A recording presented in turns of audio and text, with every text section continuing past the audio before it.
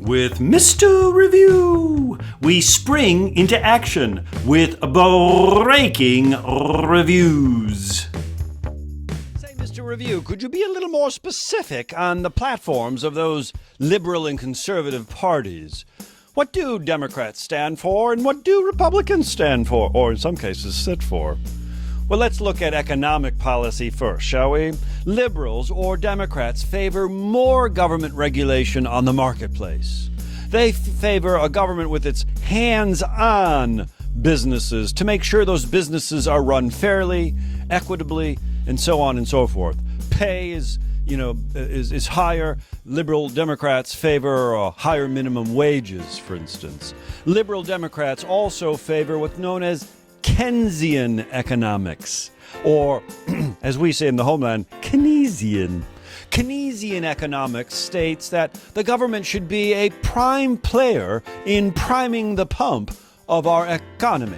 If the economy is struggling, the government should throw more and more money into the economy, usually by borrowing, so as to lift the economy and lift our spirits, so we lift the economy even some more. This is why we have such great debt, and why the government deficit is so large, trillions and trillions. But for many economists, they say, good, we should do it more. In times of crisis, debt? Pile the debt on. We're saving the economy. This is called Keynesian economics. And the Democrats favor this. Oh, do they favor this? But Republicans do it too. You don't get a pass on this one either. But what about those Republicans and conservatives when it comes to the economic policies? They favor, of course, fewer regulations in the marketplace. If liberal Democrats prefer hands-on, conservative Republicans prefer hands-off. We used to call this in French class laissez-faire. Republicans, conservatives favor innovation, individualism, did I say survival of the fittest? Oh, that's a little bit too harsh, I think, for today. But conservatives favor a policy known as supply-side economics.